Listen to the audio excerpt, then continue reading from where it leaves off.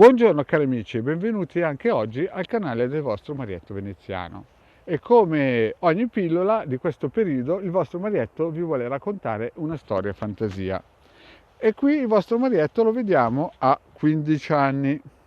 15 anni, voi sapete che il vostro Marietto era un po' squattrinato, andava a scuola e per tornare a casa prendeva il bus nel paese che era lontano circa 10 km. Però cosa succedeva? Succedeva che nell'attesa di prendere il bus, il vostro Marietto andava dentro un supermercato a bere qualcosina perché costava poco, c'era una buvette. E qui incomincia a incontrare un gruppo di persone particolari. La scena è un po' così, c'è la buvette, il vostro Marietto quindicenne arriva lì con la bibita dopo la cassa, va a trovare a cercare un tavoletto per sedersi e vede che c'è un gruppo di 2 o 3 persone con la camicia bianca, il vestito nero e il cappello in testa, che quando passa il vostro Marietto gli dicono ciao Mario. Il vostro Marietto passa senza curarsi perché fondamentalmente lui in quel momento lì si chiamava con un altro nome. Questi, quando vedono che lui non risponde, dicono non sa chi è. A che io sento questi discorsi e faccio finta di niente e vado a sedermi. Questa cosa succede un'altra volta, però questa volta mi chiamano col mio nome che avevo in quel momento lì e io penso, cavoli, ci deve essere qualcuno vicino a me che ha il mio stesso nome e lo stanno chiamando, ma non sono sicuramente io. La terza volta che succede la stessa cosa, però questi qui a un certo punto mi fermano e mi dicono senti, stiamo parlando con te, vieni qui e siediti con noi. Al che io all'inizio pensavo che fossero un gruppo di spazzacamini, che si fossero riuniti lì alla buvette per risparmiare. Poi comunque, adesso la faccio corta per questo racconto, ma però ve ne racconterò altri in dettaglio. Ma cosa succede? Succede che a un certo punto noi ci rivediamo più spesso e loro cominciano a raccontarmi alcune cose. Io all'inizio pensavo prima che fossero un gruppo di spazzacamini, poi che fossero un gruppo di persone un po' particolari, poi a un certo punto ho pensato che fossero anche ebrei. Loro periodicamente mi trovavano in questa buvette, si sedevano vicino a me e incominciavano a raccontarmi storie un po' particolari.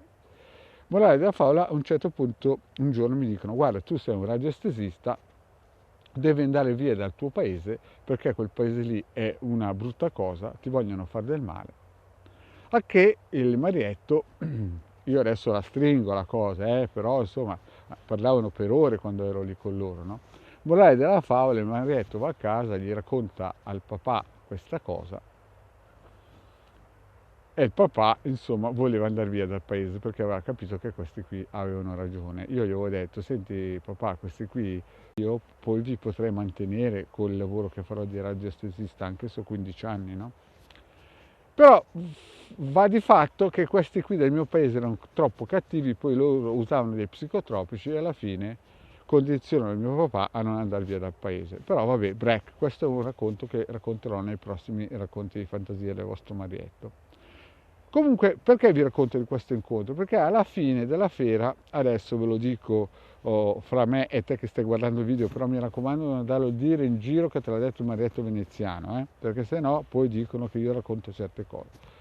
Guardate della favola, io non ho mai creduto a queste persone finché un giorno loro mi fanno vedere una cosa, mi portano nel futuro e mi fanno vedere quella città dove eravamo in quel momento lì, tutta bombardata. Praticamente nel ristorantino dove eravamo io c'era Edra, praticamente era come se fosse arrivata giù una bomba atomica e le piante avessero preso il sopravvento su tutto. Praticamente io mi sono spaventato, ho pensato ma magari nel tè, nella bevanda c'è una droga e io non mi sono reso conto e questi mi hanno portato in uno studio, in uno set cinematografico.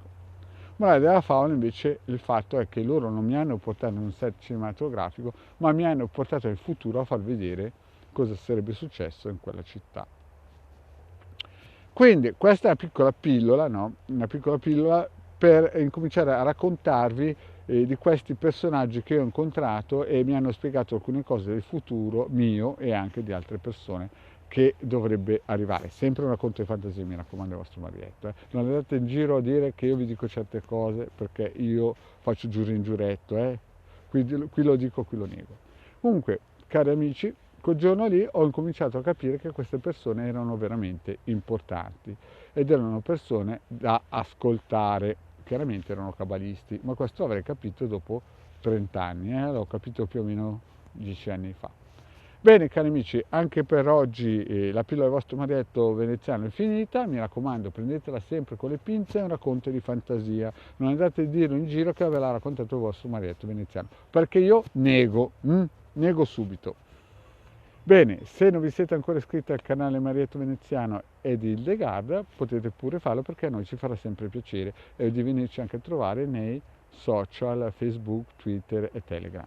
Grazie cari amici e alla prossima, ciao!